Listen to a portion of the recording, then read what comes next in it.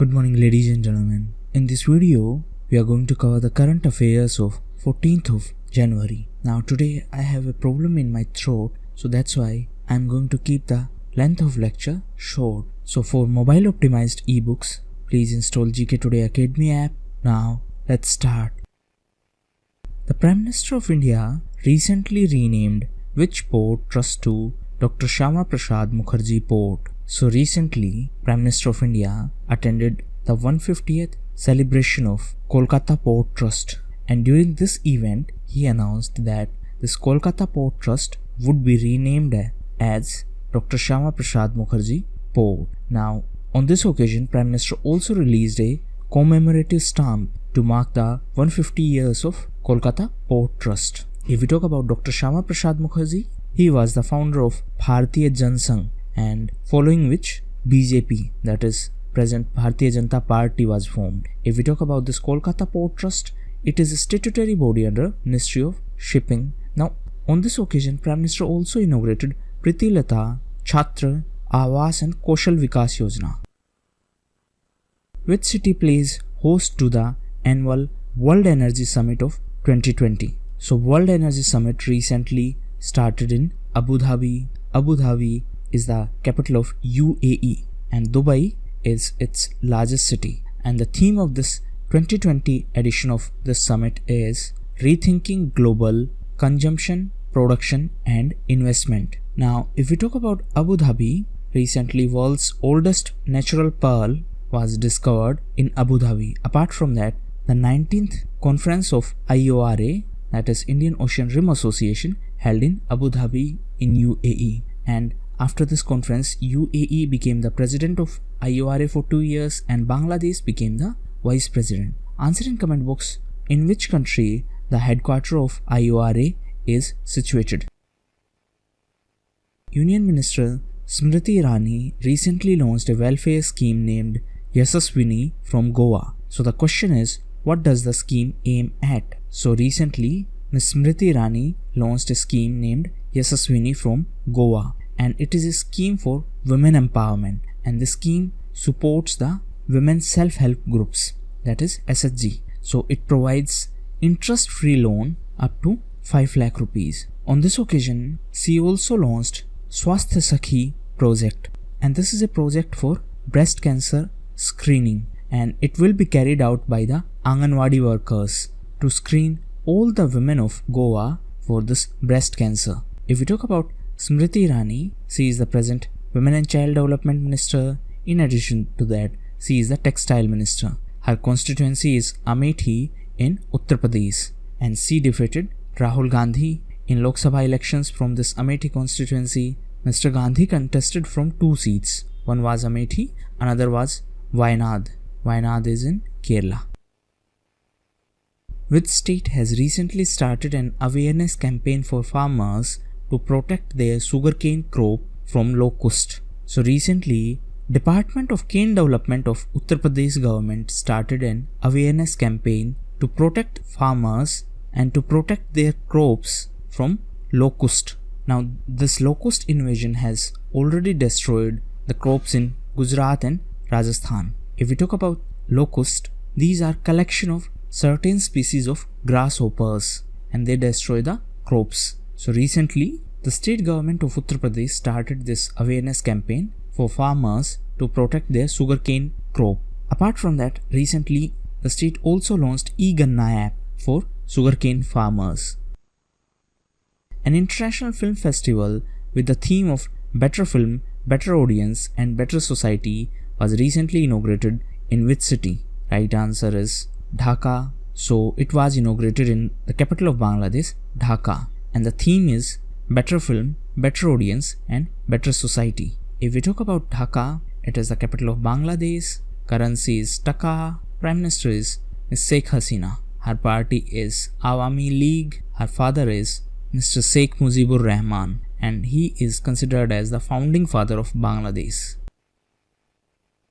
Who will participate in interaction program with students named Pariksha Pe Charcha'scheduled for year 2020? So Prime Minister Mr. Modi will participate in this interaction program with students named Pariksha Pe Charcha, and this is going to be in New Delhi on 20th of January, and this is third edition of event in which Prime Minister will meet the students and Prime Minister will address them about overcoming exam fear. Pariksha is exam in Hindi and Charcha is interaction. The workshop and exhibition on bamboo, a wonder grass, was recently held in which state or union territory? So recently this workshop and exhibition held in Union Territory of Jammu and Kashmir, and the workshop focused on the growth of bamboo industry in Jammu and Kashmir along the lines of Northeast region. So this event was organized by Ministry of Donor, that is Development of Northeast region, and Government of Jammu and Kashmir, and Union Minister Mr. Jitendra Singh inaugurated this workshop. If we talk about Jammu and Kashmir, the state of Jammu and Kashmir was bifurcated into two union territories on 31st of October.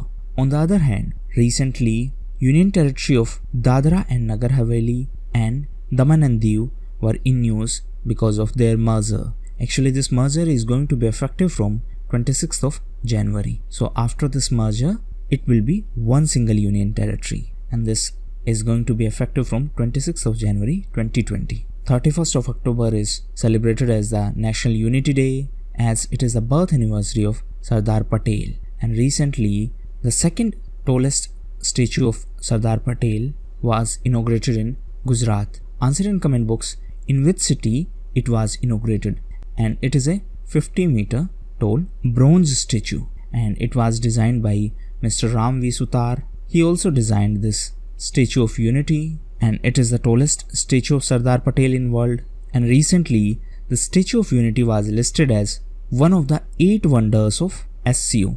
SCO stands for Shanghai Cooperation Organization. The Statue of Unity was inaugurated by Prime Minister in October 2018. What is a shopper which was sometimes seen in news recently? So recently, Kaspersky Lab made an announcement about this malware named Shopper. So this malware is said to randomly increase the ratings of some popular e-commerce websites. Now, what is surprising is that nearly 14% of the users which were affected by this Shopper malware were Indians. So cybersecurity is a serious challenge in present era. Now for cybersecurity, recently Union Home Minister Mr. Amit Shah inaugurated I4C in New Delhi. I4C stands for Indian Cyber Crime Coordination Center. In addition to that, recently Union Home Minister Mr. Amit Shah launched first Cyber Crime Prevention Unit of India, and the name of this unit is AASHVAST, and it was inaugurated in Gujarat in Gandhinagar. Which Indian cricketer won the Best Male International Cricketer Award of BCCI named Polly Umrigar Award? So recently, Mr. Jasprit Bumrah and Ms. Poonam Yadav was selected for the prestigious Polly Umrigar Award for the Best International Cricketer in the male and female category. So, right answer is Mr. Jasprit Bumrah and Ms. Poonam Yadav. If we talk about BCCI, recently Mr. Saurabh Ganguly became the president of BCCI. The secretary of BCCI is Mr. Jay Shah, and recently Baiju became the official team sponsor. Which country recently launched a driverless bullet train with the speed of up to 350 km per hour? So recently China launched a driverless bullet train and the speed is up to 350 km per hour, and this is expected to be deployed during 2022 Winter Olympic Games. 2026 Winter Olympic Games are going to be in Italy, while 2020 Summer Olympic Games are going to be in Japan, and 2024 Summer Olympic Games are going to be in France. China was also in news as recently USA removed China from currency manipulator list. Which bank has recently become the largest issuer of FASTags at 3 million FASTags? So recently Paytm Payment Bank announced that it has issued 3 million FASTags so far, and it has become the largest issuer of FASTags in our country. If we talk about FASTag, recently Mr. Nitin Gadkari, who is our present Minister of Road Transport and Highways, announced that FASTags will be mandatory for all vehicles, all private and commercial vehicles from 15th of January. Now, if we talk about FASTag, actually these are on the windscreen of vehicle and these work on RFID. RFID stands for Radio Frequency Identification. So, FASTags are the rechargeable tags and these are used for toll collection. So, as soon as the vehicle will approach this toll collection, this tag reader will read information from this tag and it will automatically deduct the money, and therefore the vehicle will not have to stop for this money payment. The Australian government recently announced that which animal could be declared as an endangered species. So recently, Australian government announced that it could place koala in endangered species category, and this announcement was made after the devastating bushfires in Australia. Now, in addition to koala, another species named wallaby is also greatly affected because of this bushfire. And because of this bushfire, recently the government committed an emergency wildlife recovery fund of 50 million Australian dollars. Now, the capital of Australia is Canberra and the Prime Minister of Australia is Mr. Scott Morrison. Currency of Australia is Australian dollar. Which country won the inaugural ATP Cup 2020 tournament that held at Sydney? So recently Serbia won it. Actually, the team representing Serbia defeated the team of Spain in this inaugural ATP Cup 2020 tennis tournament. So it is a tennis tournament. So Serbia won it and Mr. Novak Djokovic defeated Mr. Rafael Nadal. Mr. Djokovic is from Serbia and Mr. Nadal is from Spain. Spain was also in news as the most recent conference of parties held in Spain under the presidency of Chile.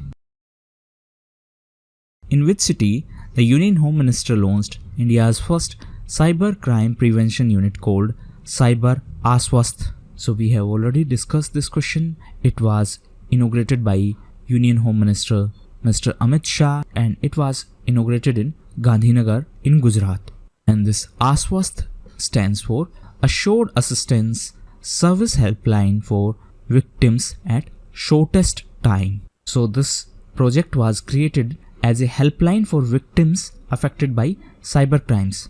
Apart from that, the Home Minister also launched e-governance initiative named Vishwas, and the full form of Vishwas is Video Integration and Statewide Advanced Security. So this will be helpful in maintaining law and order through video analytics. Ing-wen was recently elected as the president of which country? So recently, Ms. Ing-wen got re-elected as the president of Taiwan, and she gained significance as she firmly announced that she is going to protect the sovereignty of Taiwan from China. Now, it should be kept in mind that China claims that Taiwan is a part of mainland China.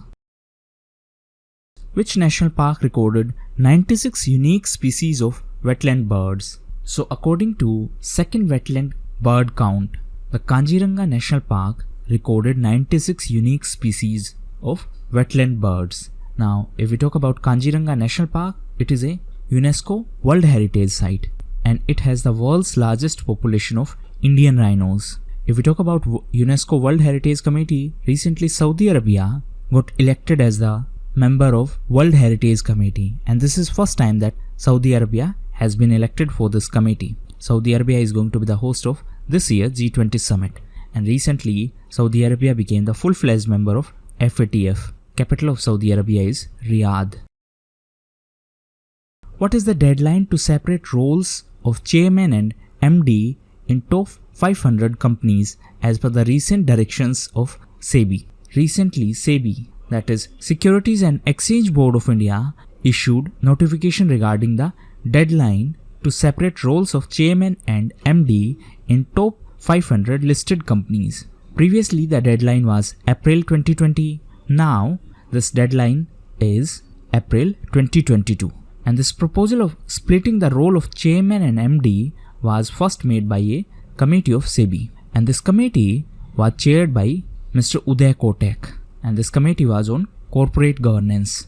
The headquarters of SEBI is in Mumbai and Mr. Ajay Tyagi is the chairman of SEBI. Now answer in comment box, is SEBI a constitutional body or a statutory body or an executive body? So these were the important questions of today's quiz. Thank you, and that's all for the day.